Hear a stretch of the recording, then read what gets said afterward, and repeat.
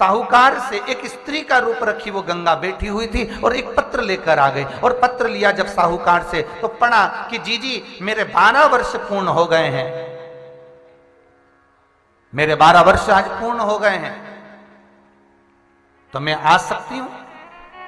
गंगा तुरंत उसी समय पर यमुना को कहती है हाँ अब तू आ सकती है, जवाब लेकर वापस जाओ। और साहूकार फिर पत्र का जवाब लेकर गया, यमुना जी को दिया। यमुना जी ने उस पत्र को पढ़ा, पढ़ते से यमुना तेज गति से दौड़ती हुई गंगा के पास पहुंच गई। गंगा ने पूछा क्यों री यमुना, अरियो यमुना तू आई तो सरी, पर तूने क्या सेठ के घर पर इतने समय तक 12 वर्ष तक तू रही तो सेठ जी को बोलकर आई है कि मैं जा रही हूं? और सेठ जी को बोलकर आई क्या तू? नहीं, मैं तो बोलकर नहीं आई। गंगा कहती है यमुना सुन, तुझे सेठ ने विदा नहीं करा, तुझे भेजा नहीं, इसलिए तू द्वापर में कृष्ण अवतार में कालंदी बनेगी। और कालंदी बनने के बाद जब भगवान कृष्ण के साथ नित्य लीला करेगी तब तू अंत में उद्धव जी के सम्मुख में यमुना जी तू जल के रूप में बहेगी, क्योंकि तू कहकर नहीं आई, तो बोलकर नहीं आई। एक बहुत सुंदर संवाद है महाराज, इसका ध्यान रखिएगा कभी जीवन में, इस संवाद का स्मरण करिएगा आप कि हमारा एक निवेदन हमेशा रहा है और आज फिर कह रहे हैं, आपके पति बोलें कि आप भगवान का भजन करो, आप शिव का स्मरण करो तो करो। यदि आपके पति अगर आपको मना करते हैं, आपके परिवार वाले आपको मना करते हैं, आपका कुटुंब वाले आपको मना करते हैं कि आपको भजन नहीं करना है, पति कहते क्यों मंदिर जाती है, क्यों कथा में जाती है, क्यों स्मरण करती है, बिल्कुल मत करो, छोड़ दो।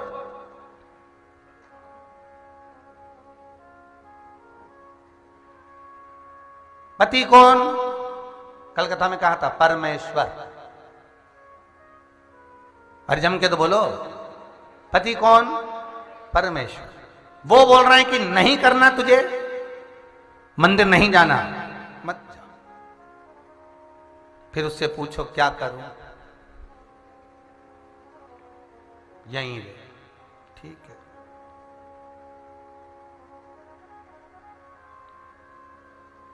अब मैं करूं क्या? पति से ये भी तो पूछना। बस घर में ही रहे, घर में रहे, घर में रहिए। पति कह दे कि तू व्रत मत कर, हाउ से स्वीकार। आज किसका फोन था सुबह, एक कोई भाई ने फोन करा कि महाराज मेरी पत्नी 2 पशुपति व्रत करी है और 3रा व्रत कल आ रहा है और उसकी तबीयत बहुत खराब है, तो व्रत करे कि नहीं करे? अब तुम्हारा क्या विचार है? जब शिव पुराण में कितनी सुंदर बात कही है कि बकरी जैसे चरो एकादशी करो। तुम्हारे चेहरे पर प्रसन्नता होती है तो भगवान उस व्रत को स्वीकार करता है। कोई मुरझाया हुआ फूल भगवान को देता है क्या? नहीं। कोई बेकार फल भगवान को देता है क्या? केला काला हो गया, फल में बदबू आने लगी, भगवान को दोगे? नहीं। उसी तरह भगवान को वो व्रत दिया जाता है जिस व्रत में तुम्हारे चेहरे पर प्रसन्नता हो। मालूम पड़े तुम बीमार पड़े हुए हो, हाथ में थाली लेकर 6 दिए लेकर शंकर जी के मंदिर में दिया बत्ती कर भी रही हो, भोलेनाथ तकलीफ बहुत है। बताओ भोलेनाथ जी स्वीकार करेगा? अरे बोलो तो सही। नहीं। शिव जी भी कह देगा रिंदे बेन तू अगले सोमवार कर लीजिए। बस जैसा शंकर जी सोचे वैसा अपने को करना है। जिस व्रत में तुम्हारे चेहरे पर प्रसन्नता हो, जिस व्रत में तुम्हारा चेहरा खिला हुआ हो, वो व्रत जब तुम करोगे तो भगवान उसको स्वीकार करेगा। एक कौन सा गांव था, वहां से कुछ माताएं आई थी, उज्जैन के पास से कोई गांव था, वहां से कुछ 4-5 माताएं आई और गेहूं लेके आई। तो हमने पूछा गेहूं क्यों लेके आई? तो क्या हम 5-6 ने खूब जोरदार पशुपति व्रत करा। तो हमने कहा कैसे करा रही? भाई ये भी तो बताओ करा कैसे? तो कि हम 5-6 सवेरे जब पूजन करने आए तो ढोल कर लिया। मैंने कहा पुराण में तो लिखा ही नहीं। और ढोल करके और खूब बढ़िया गुरुजी और गाता बजाता शंकर जी का मंदिर जाने पहले शंकर जी का पूरा होटला धोएं। अच्छा, फिर शंकर जी के नवा नवू के बढ़िया पूजन मूजन करके हम बढ़िया चकाचक आए। और फिर शाम के भी हम तो खूब ढोल बैंड बाजा लेने फिर पहुंच जाए। फिर खूब शंकर जी के रिझाए। गुरुजी ऐसा पशुपति व्रत हुआ कि हमको देख के 20-22 और चालू कर दिए। अब तो इतना जोरदार ढोल बजे गुरुजी, बिना शादी का ढोल बज रिया पूरा गांव में, खूब जोरदार ढोल बजे। अब व्रत कितना सुंदर, मतलब सोचो उनकी प्रसन्नता देखिए। और जिस चीज के लिए करा ना गुरुजी वो चीज हमारी पूरी हो गई, तो हम तो और जोरदार कर दिया। अब ये पत्र आया, गुरुजी चरण को नमन। हो जी। गुरुजी मेरी माता जी को सांस की बीमारी थी, कथा में उपचार बताया गया था, उसे मैंने अपनाया। नवरात्रि में पीपल के 11 पत्ते की माला बनाकर उसने सोते वाले स्थान पर बांधी गई। 11 दिन बाद बंदर बाल को उतारकर आपके द्वारा बताई हुई विधि करी। उस विधि से माता जी को बहुत आराम लगा और श्वास की बीमारी ठीक हो गई। ये पत्र है, कौन बहन ने लिखा है? आर्मी से रिटायर्ड हैं सतीश कुमार जी शर्मा, इंदौर से आए हैं। कोई खड़े होइएगा। ये बाबा ने कृपा करी है, बहुत बहुत धन्यवाद आपको, आपने पत्र भेजा उसके। एक हमारे शर्मा जी भी आए हुए हैं इंदौर वाले। कहाँ है? खड़े हो जरा शर्मा जी, ये खड़े। पहले आए थे तो महाराज घना कर्जा था भाई, जरा माइक दो ना शर्मा जी को, जरा बोलेंगे तो लाई। ये इंदौर से आए। कहाँ इंदौर है ना शर्मा जी? पहले हम समझते थे आपको कि विदिशा से आए हो। इंदौर से आए गुरुजी। क्या शुभ नाम है आपका? राजेंद्र शर्मा। इंदौर में कहाँ रह रहे हैं? आलोक नगर इंदौर। जी, बाबा ने क्या कृपा करी आप पर? बाबा ने कृपा तो सर धर्मपत्नी है, जो धर्म पत्नी है मेरी उसकी तरफ से करी है सर। जय हो जय हो, बहुत बहुत बाबा की कृपा है। खड़े होइएगा शर्मा भाभी, अब भी खड़ी हो जाओ। खड़े हो। आज इतनी खुश थी भाभी आप गौशाला में, आपकी खुशी का कारण क्या था? जरा माइक लेके बोलेंगे। गुरुजी उज्जैन में जो साथ में कथा सुनी थी, जोरेशी महादेव करे थे, उसके बाद से मैं बता नहीं सकती कि मेरे को क्या नहीं मिला। बस बाबा ने कृपा कर दी, इससे बढ़कर कोई सुख नहीं। ठीक है, धन्यवाद, बैठिए। एक आजमगढ़ वाले भी आए। कहाँ बैठे आजमगढ़ वाले अग्रवाल जी? ये आजमगढ़ वाले अग्रवाल जी कहाँ है? अच्छा, उनकी वाइफ यहाँ बैठे।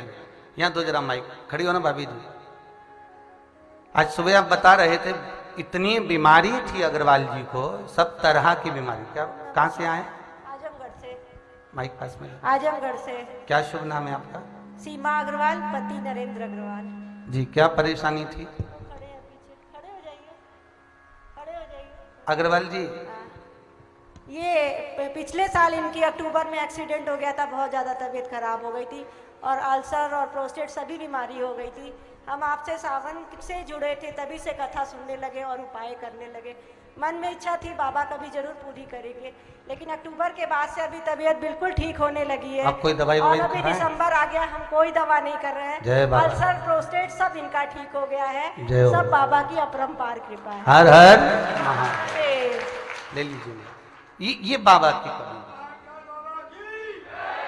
केवल शिव का स्मरण करना, शंकर का अनुमोदन करना, शिव नाम का जाप करना, भगवान शंकर की भक्ति को विश्वास मानकर भगवान शिव के चरणों में रम जाओ, वो सब कर देगा। ऐसा कोई दुख नहीं जो काटे ना बाबा। हर जगह से जब व्यक्ति परास्त हो जाए, सब दूर से जब व्यक्ति हार जाए, तब उसको हाथ जोड़कर निवेदन है, एक बार शिव की शरण में जरूर जाए। और मेरा कुबेरेश्वर महादेव, आपको पहले भी कहा, यह धरा कोई साधारण नहीं, इसका एक एक कंकर शंकर है। यहां आने वाला बाबा जो भी जिसको बुलाए सबकी मुराद स्वतः ही पूरी करे। यहाँ कोई औषधि, कोई बूटी, कोई दवाई कुछ नहीं। यहाँ तो केवल बाबा भजन करो, स्मरण करो, शिव जपो। और जितना स्मरण करोगे उतना सुख मिलेगा, उतना आनंद मिलेगा। भक्ति मूल। हे यमुना, 12 दाने तुमने जो के लिए थे, बिना बताए तुम प्रवेश कर गई हो। वापिस देवलोक में भोगना पड़ेगा, मृत्यु लोक में जाकर जल बनना पड़ेगा। कर्म की गति कितनी विचित्र है। फिर निवेदन करेंगे, पति कहे कि मत जाओ, मत आओ। पति कहे कि मत भजन करो, मत करो। पति बोले कि तुम दान मत करो, मत करो। पति बोले व्रत नहीं करिए, मत करिए। जिस दिन भगवान शिव करुणा कर दे, बस भगवान से इतना जरूर करना कि मेरे पति को ऐसा बनाना कि मेरे साथ बैठकर आपका अभिषेक करे, तब मानूं मैं। और जब पति कहे तब कि अब मेरा मन है आज शिव का अभिषेक करना है, आज शंकर का अनुमोदन करना है, आज शिव का स्मरण करना है, आज शिव का नाम जाप करना है, आज मुझे भगवान शंकर की कथा का रसतत्व ग्रहण करना है, तो जीवन का सुख प्राप्त हो।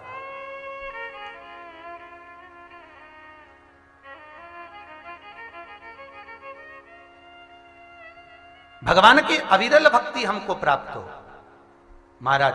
और जिस समय भक्ति का प्रतिबिंब हमारे भीतर प्रकट हो जावे, शिव स्वतः ही मिल जाए। शंकर को ढूंढ रहे, फिर निवेदन है हम भगवान को मत ढूंढो, हम भगवान को ढूंढने कहीं ना जाएं, क्योंकि भगवान कहीं नहीं खोया, खोए तो अपन है। अपन अपने आप को ढूंढ लें, बहुत बड़ी बात है। संसार में इतने खो गए, भोग विलास वस्तुओं में, ना जाने किस किस में इतने रमे हुए। वो तभी थोड़ा सा ये कोरोना महामारी ने, धन्यवाद बीमारी को, धन्यवाद भी देना चाहिए कोरोना महामारी को, जिसने कम से कम सबके शिकवे गिलवे सब मिटा दिए। पत्नी हमेशा कहती थी तुम्हें तो फुर्सत ही नहीं मिले, फुर्सत ही नहीं मिले, फुर्सत ही नहीं मिले, फुर्सत ही नहीं मिले। ऐसी सरस्वती मुंह में समाई, फुर्सत ही फुर्सत मिल गई। ले।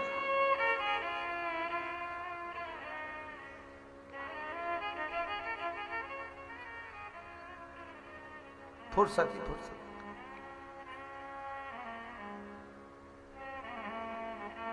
भगवान कितनी कृपा करा है, उसे सोचो। पहले शादियों में इतना खर्चा होता था तो भगवान से कहती भगवान इतना खर्चा कैसे होगा। भगवान ने कोरोना महामारी भेज दी, अब केवल 50, केवल 50। और उसमें भी तुम्हारी गिनती हो तो समझ लो कि तुम उनके अच्छे पहचान वाले हैं, नहीं तो यूं ही यही काम करेंगे। और बचा कुचा था तो मरे में 20, क्योंकि सबको, सरकार को भी मालूम है इससे ज्यादा आते भी नहीं रहे। मरे में कौन जावे, 20 बस बहुत, उतना ही बहुत है। और 20 भी इसलिए दिया कि भाई टोकने वाला तो चाहिए नहीं, आधा रास्ता में छोड़ी ने भगी जाए तो, इसलिए वो भी भगवान ने कहा 20 दे दो इनको।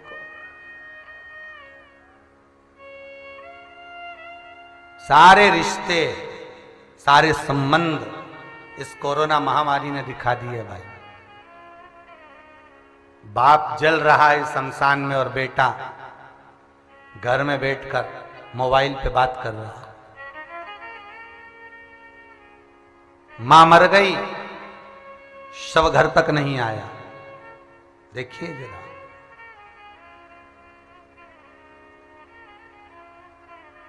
हमेशा होटलों में भीड़ रहती थी, अब की बार शमशान में भीड़ रही है। मुर्दे भी वेटिंग का इंतजार में पड़े थे। विचार करिए जरा, कितना विचित्र समय है। क्योंकि भगवान दिखा रहा है, कालों का काल मेरा महाकाल ये दर्शा रहा है। और फिर निवेदन करूंगा, बड़ी से बड़ी बीमारी कोरोना जैसी महामारी भी अगर कहीं बहुत जैसा बड़ा रोग भी हो गया, घबराना नहीं। बीमारी बड़ी है, पर उससे भी बड़ा मेरा देवाधिदेव महादेव है, उससे भी बड़ा मेरा महादेव है।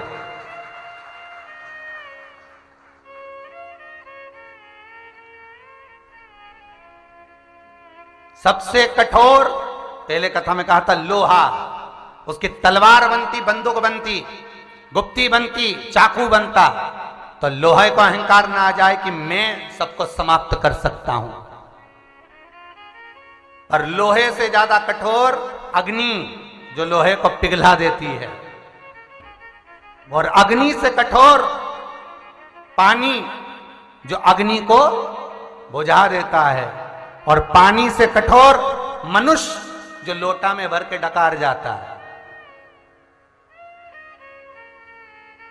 और मनुष्य से बड़ा बीमारी जो मनुष्य को ही निगल जाती है, और बीमारी से भी बड़ी अगर कुछ है तो वो कालों के काल महाकाल की कृपा जो बीमारी को ही खा जाता है, बीमारी को ही निपटा जाए। अकाल मृत्यु वो मरे जो काम करे चंडाल का, काल उसका क्या बिगाड़े जो भक्त हो महाकाल का। जो शिव की आराधना कर रहा है, शंकर का उपासक है, उसको क्या डरना। आग लगे बस्ती में अपन रहो मस्त, चकाचक रहिए, अपनी जिंदगी को बड़ी मस्ती में जियो साहब। है रो रो के तो जिंदगी भर रोगे, और आखिरी में फोटो टंगेगा तो फोटो में तो स्माइल दोगे ना। है जितने फोटो तुम्हारे घर में टंगे होंगे, बूढ़े जो मर के चले गए, उनको कभी रोता हुआ फोटो किसी के घर में देखा तुमने? किसी के यहां भी जाना जो मर गया उसका कभी रोता हुआ फोटो नहीं लगेगा। कभी तुम देखना अम्मा ऐसी दिखी हो रोती हुई, फोटो हमेशा कितनी भी रोई होगी पर फोटो में तो स्माइल देती। बढ़िया, हंसो मती, अपने भी टंगेंगे रे, उसमें क्या हंसना, फोटो में स्माइल। और आखिरी में फोटो जब स्माइल का टंगना है तो अभी रो रो के जीवन काय को निकाल।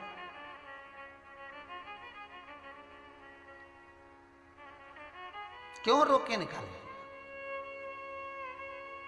एक बार सतना से आए थे, वो कहे गुरुजी हम बड़े दुखी हैं। हमने कहा काहे रो रहे हो? रो मत, यहाँ आए हो ना, बड़े प्रसन्न रहो। जितने खुश होकर यहाँ से जाओगे ना, साल भर के अंदर वापिस ऐसी खुश होकर आओगे, पक्का है। ऐसी प्रसन्नता रहना चाहिए चेहरे पर। भगवान विश्वनाथ करुणा सागर त्रिकालदर्शी कैलाशी अविनाशी खूब प्रसन्न रखे आप, मुस्कुराते रहो। मुरझाया हुआ पुष्प भगवान को प्रिय नहीं है। जब आप ठीक हों तब प्रयोग करें, जब आप स्वस्थ रहें तब भगवान का व्रत करें। और फिर निवेदन है, जब तक हाथ पैर चलें खूब तीर्थ करो, भजन करो, दान करो, पुण्य करो, सत्कर्म करो। जिस दिन हाथ पैर चलना बंद हो जाए, घर को तीर्थ बना लो, कहीं नहीं जाओ। अब बने ही नहीं, दो चार को सहारा लेकर जाओ, बेचारी वो खुद भी तीर्थ नहीं कर पाए, क्या मतलब।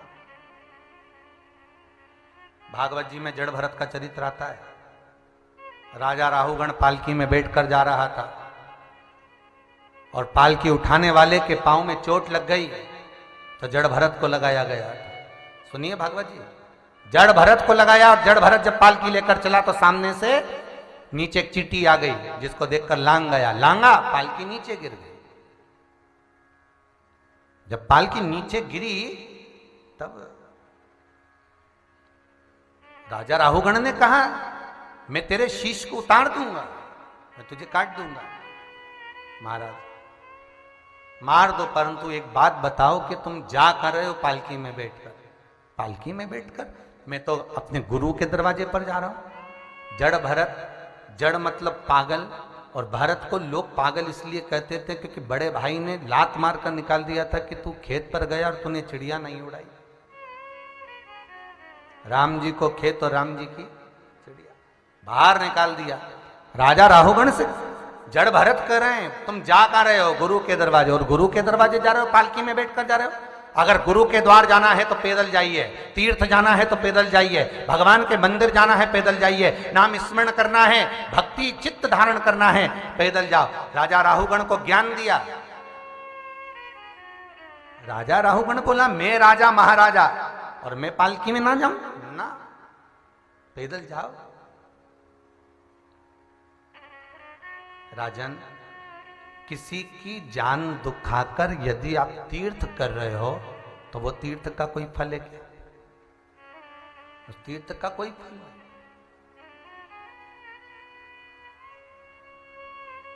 उस तीर्थ की कोई महत्वता नहीं। क्या महत्व होगा उसका? एक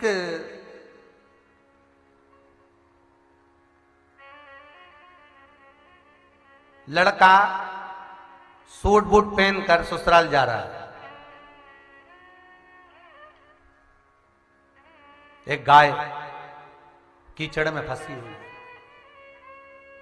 गाय ने आवाज लगाई, भैया, ए भैया, मैं कीचड़ में फंसी हूं, मुझे निकाल दे। मेरी पूंछ पकड़ ले बस और तू खींच ले, मैं निकल कर बाहर आ जाऊंगी। गाय कर रही। वो लड़का बोला, मालूम है तुझे मैं कहां जा रहा हूं? गाय बोली, नहीं मालूम, इतने अच्छे कपड़े पहनकर मैं ससुराल जा रहा हूं अपनी धर्म पत्नी को लेने के लिए, तो मुझे बाहर निकाल दे। तू जा अपनी ससुराल, मना नहीं है, पर मैं कीचड़ में फंसी हूं। अगर ये इस कीचड़ से मैं नहीं निकली तो मैं मर जाऊंगी, मुझे बाहर निकाल दे, फिर तू भले जा। गाय बारंबार पुकार रही है, पर वो निकालने को तैयार ही नहीं है। नहीं, वो तो चलने लगा, मेरे को नहीं निकालना, मेरे कपड़े गंदे हो जाएंगे, मेरा सूट बूट खराब हो जाएगा। गाय ने कहा, जा ससुराल जा, नहाएगा तो आधा गधा हो जाएगा और खाएगा तो पूरा गधा हो जाएगा। जा, जब तुम मुझे नहीं निकाल रहा तो तेरी जिंदगी गधे जैसी हो जाएगी, गधे जैसा तेरा जीवन हो जाएगा। जा तू। अब गया ससुराल, साले सामने कहा, लो साहब पानी रख दिया गरम, नहा लो, मुंडा वगैरह धो लो, मुंह हाथ धो लो और बढ़िया नहाओ, फिर भोजन की तैयारी है। वो तो कि मैं तो नहाऊं नहीं, क्योंकि उसको मालूम है नहाऊंगा तो आधा गधा और खाऊंगा तो पूरा गधा। नहाओ, मैं नहीं नहाऊं। नहाए साला तो खूब के, ससुर जी भी आ गए, लो साहब नहाओ, पानी रखा है, मुंह हाथ धो लो। नहीं, मैं तो नहाऊंगा। अब के चलो, अच्छा नहीं नहाओ तो खाओ। तो क्या मैं खाऊं भी नहीं, क्योंकि खाऊंगा तो, अरे जम के तो बोलो, पूरा गधा। खाए भी नहीं, भी नहाए भी नहीं, बड़ी आफत में फंसे।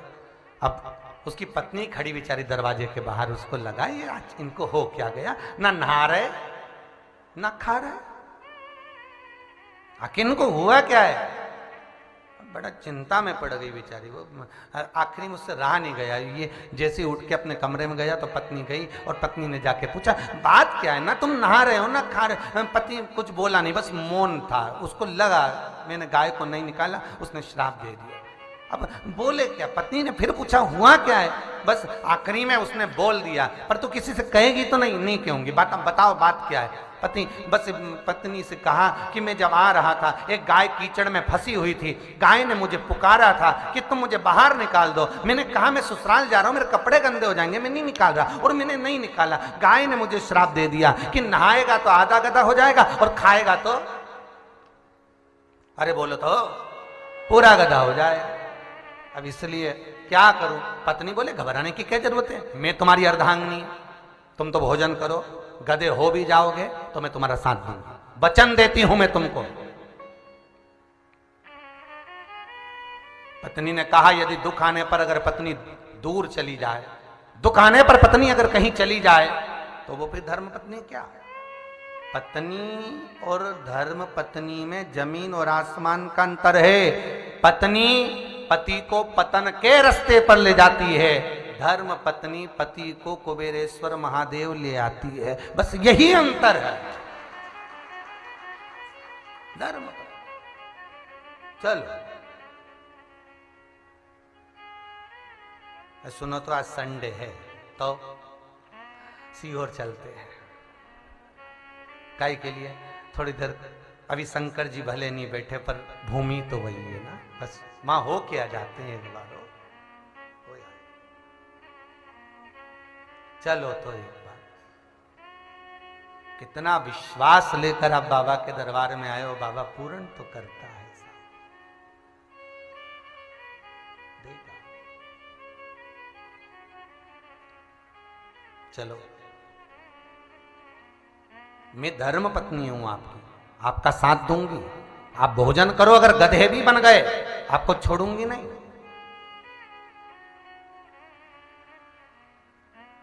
जैसे अभी शर्मा जी ने कहा कि, हमने कहा शर्मा जी को तो शर्मा जी क्या बोले कि इसमें मेरा कुछ नहीं है, ये जो मेरी धर्म पत्नी है इसने जो उपाय करा, पूजन करा, पाठ करा, उसका फल हमें मिला। ये अर्धांगिनी होती है, ये धर्म पत्नी होती है, पति को काल के केत से भी निकाल कर लिया। और एक पत्नी ऐसी होती है सुनार की दुकान पे बिठा दिया, मुझे तो चाहिए 3 तोला का दिला, तो ये है ही नहीं, तो भले कर जा करके ला, पर मेरे को तो चाहिए, मुझे तो होना तो होना। अब बताओ, और पूरे साल इतनी लड़े झगड़े कोसे, और आज करवा चौथ के दिन चलनी में मुंह देखे, ईमानदारी से बोलो रही कोई फायदा होए है?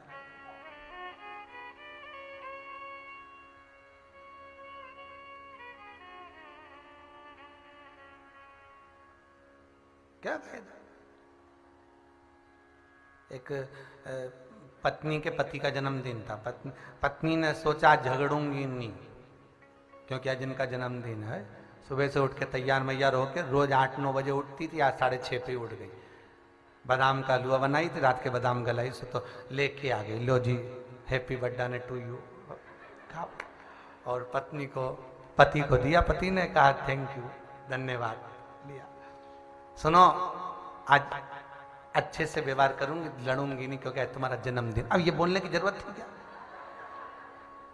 अरे मन में रख लेती कि नहीं झगड़ेगी। और पति को खिलाया पिलाया, तो जाने लगा ऑफिस। सुनो जरा जल्दी आ जाना, आज अपन होटल चलेंगे हो, क्योंकि आज तुम्हारा हैप्पी बर्थडे ने टू यू है। हाँ, पति भी बेचारा जल्दी आ गया, तैयार होने लगे, जाने की तैयारी। पत्नी बोली ये देखो तैयार होती होती आई, चोटी करते करते, और कि सुनो आज तुम्हारा जन्मदिन है, आज मेरा मन कर रहा है कुछ गिफ्ट आपको दूं, बताओ क्या चाहिए। आज मेरा बहुत प्रसन्न हूं क्योंकि आपका जन्मदिन है, जो मांगोगे मैं वो आज आपको दे दूंगी पक्का। पति बोला रहने दे तो चल। और पति जूते पहनने लगा, दोनों निकल। पत्नी बोली नहीं पहले बताओ, मेरा मन हो रहा है धोती कुर्ता दिला दूं क्या? नहीं नहीं मेरे को कुछ नहीं लेना। अरे चलो चलो लेट हो रहे हैं, चलो। पति ने कहा चल। पत्नी बोली मैं नहीं जा रही, पहले बताओ तुम्हें चाहिए क्या? आज मैं इतनी खुश हूं, तुम जो मांगोगे दे दूंगी। पति बोला तलाक।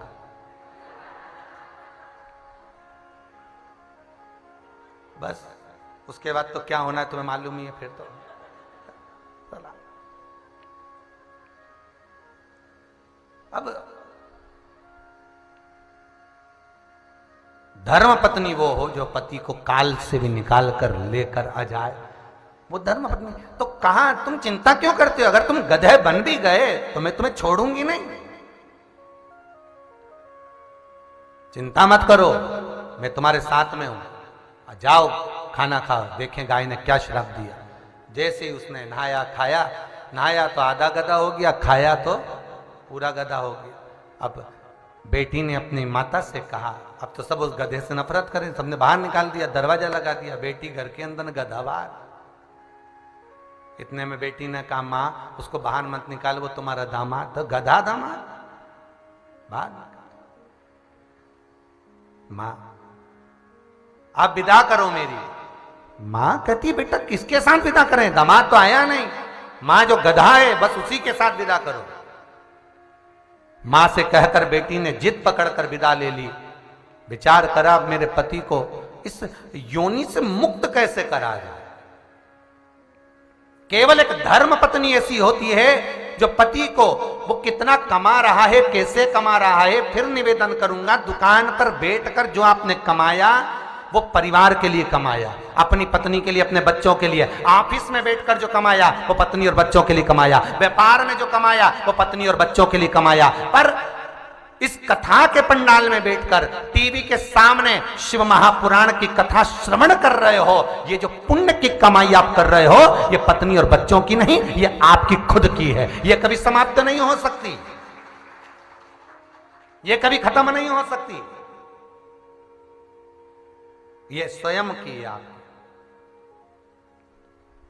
धर्म पत्नी पत्नी को चाहिए, वो धर्म पत्नी, पति कमाए, क्योंकि पति को भगवान ने इसलिए भेजा है कि तू परिवार का भरण पोषण करेगा, और परिवार का भरण पोषण करेगा तो तुझे झूठ बोलना पड़ेगा, तुझे कपट करना पड़ेगा, तुझे बेईमानी करना पड़ेगी, तुझे प्रपंच करना पड़ेगा। और पति अपने परिवार का भरण पोषण करने के लिए झूठ भी बोलता है, कपट भी करता है, छल भी करता है, बेईमानी भी करता है, क्योंकि उसको परिवार को बढ़ाना है, आगे लेकर जाना है। वो झूठ भी बोलेगा, प्रपंच भी करेगा, छल भी करेगा, बेईमानी भी करेगा, क्योंकि वो पति है। और तुम्हारे नाम के आगे लिखा है धर्म पत्नी, मतलब उसकी कमाई में से एक अंश निकाल लो थोड़ा सा, और कहीं धर्म में, पुण्य में, सत्कर्म में लगा दो, तो पति को भी बैकुंठ ले जाओ और खुद भी चले जाओ, उसको भटकने मत देना।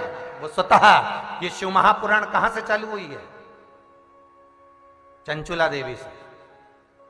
चंचुला देवी के पति का नाम बिंदुक, और बिंदुक पानी में डूबकर मर गया, प्रेत की योनि में पड़ गया।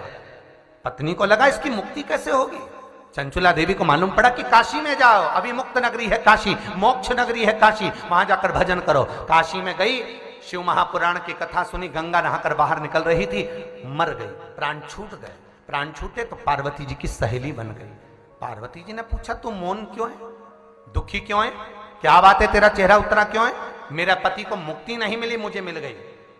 पार्वती जी की मैं सहेली बन गई, पर मेरा पति तो प्रेत योनि में भटक रहा है। क्यों चिंता करती है? शिव महापुराण की कथा करवा। किससे करवाऊं? जा देवऋषि नारद के पास। नारद जी से पूछा आप कथा कर दोगे? नारद जी बोले मुझे तो श्राप लगा हुआ,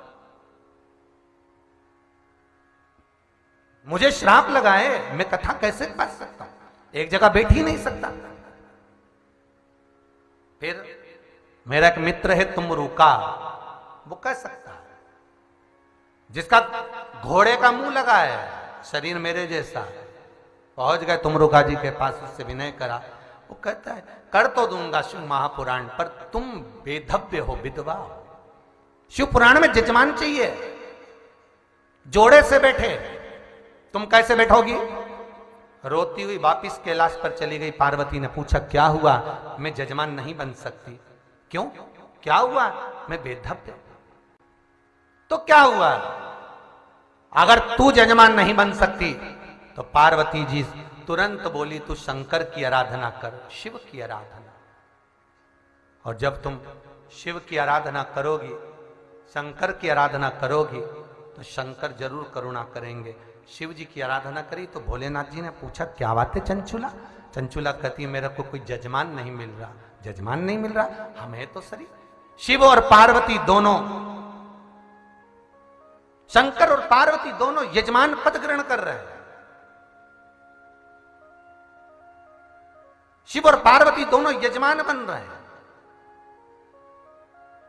और शंकर और पार्वती जब यजमान पद ग्रहण कर कर कथा सुनने के लिए जाते हैं। इतना सुंदर श्रृंगार माता पार्वती ने करा, 16 श्रृंगार मां जगत जननी जगदम्बा अंबा कर रही है, और स्वयं शंकर 16 संस्कारों का सुख पाकर जा रहा है। कथा पहुंच गए, कथा का रसतत्व ग्रहण किया। तो ये कथा जो चालू हुई है, ये पति के लिए ही तो कराई गई है। और आखिरी में मिला क्या? स्वयं तुमरुका जी जब पोथी को विराम देने लगे, शंकर भगवान ने पूछा तुमरुका जी दक्षिणा बोलो, तुम्हें दक्षिणा क्या दी जाए कथा बांचने की, बोलो तुम्हें दक्षिणा क्या दें?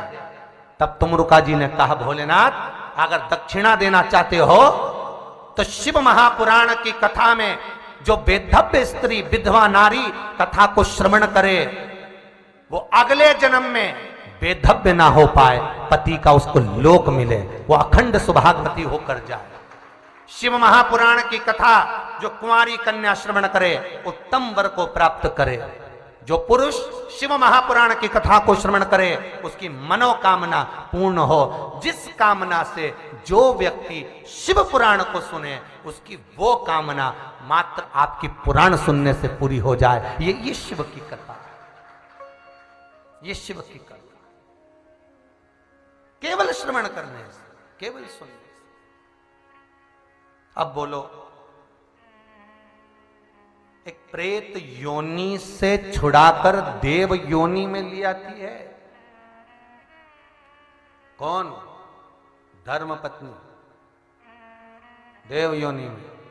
और एक वो होती है जो होटल में ले जाके बिठा देती, बिल चुकाओ, न्यू ईयर आ रहा, तो जाना है हमको। कहा? पति खुश हो गया, चलो मायके जा रही होगी, पूरे लॉकडाउन में नहीं गई। कहाँ जाना है? होटल। ओ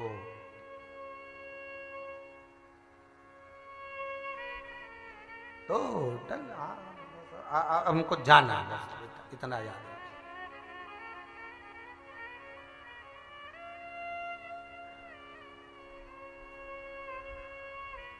एक होती तो कहती न्यू ईयर आ गया, तो जाना है। कहाँ? बस जहाँ शिव की कथा हो रही हो, 1 दिन 2 दिन 2.5 दिन 3 दिन आधी में पुनी, बस वहाँ पहुँच जाऊँ, कथा सुन लूँ, बहुत है। और वहाँ भी नहीं जा सकते तो छुट्टी है तो अपन कथा का रस तत्व ग्रहण कर ले, घर में ही कर ले, घर में। पत्नी ने कहा क्यों घबराते हो, चलो। और गधे को लेके चली पति को, पहुंच गई बाहर। किसको कहे कि ये मेरा पति है? गधा फालतू देखकर लोगों ने उस पर वजन धर दिया। पत्नी बोली है वजन हटाओ, तो के तुम्हारे माथे पे रखो। तो गधे का जितना वजन था धर्म पत्नी खुद झेल रही है, और पति को नहीं झेलने दे रही। देखिए जरा धर्म पत्नी की गति देखिए, खुद झेल रही।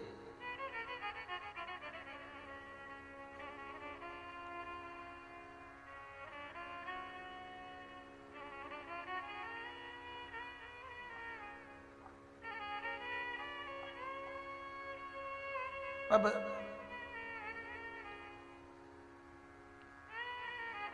लोग डंडे से मार रहे हैं तो पत्नी कहती है मत मारो, मुझे मारो पर इसको मत। एक राजकुमारी महल से रोज देखती थी कि ये कर क्या रही है, बताओ। गधे को बचाती, खुद काम करती, गधे को नहीं करने देती, स्वतः करती।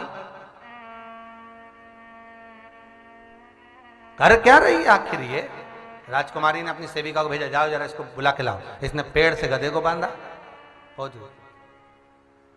क्या बात है सखी, मैं तुम्हें कई दिनों से देख रही हूं, तो मेरे महल के बाहर काम करती हो पर गधे को नहीं करने देती। राजकुमारी पूछ रही है, वो कुछ नहीं बोली। राजकुमारी ने कहा मुझे बताओ, तुम्हारी दशा देखकर मुझे लग रहा है कि तुम विपदा की मारी हो, तुम विपदा की मारी हो, बताओ बात क्या है, क्या हो गया ऐसा, बोलो। बस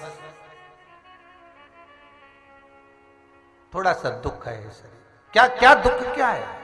मैं बता दूंगी पर आप किसी को कहोगी तो नहीं, लोग मुझ पे हंसेंगे। मैं वचन देती हूं, बन सकेगा तो तुम्हें सहयोग करूंगी और दुख का निवारण मैं स्वतः करूंगी, चिंता मत करो। बताओ क्या बात है, क्या हो गया? बस बात इतनी सी है कि मेरा पति मुझे लेने के लिए ससुराल आया था। एक गाय कीचड़ में फंसी हुई थी, वो गाय निकालने के लिए प्रार्थना करी। मेरे पति ने अपना सूट बूट देखकर कीचड़ की गाय को हाथ तक नहीं लगाया। गाय ने बद्दुआ दे दी, श्राप दे दिया कि नहाएगा ससुराल में तो आधा गधा बनेगा और खाएगा तो पूरा बनेगा। मेरा पति गधे की योनि में आ गया, अब क्या करूं मैं? राजकुमारी बोलती है चिंता मत करो। संत को बुलाया, सदगुरु को बुलाया। एक संत, एक सदगुरु कहीं बैठा भक्ति में डूबा हुआ था, भक्ति में डूबा हुआ। पूछा गुरुदेव कौन सा पुण्य कैसा होता है जिस पुण्य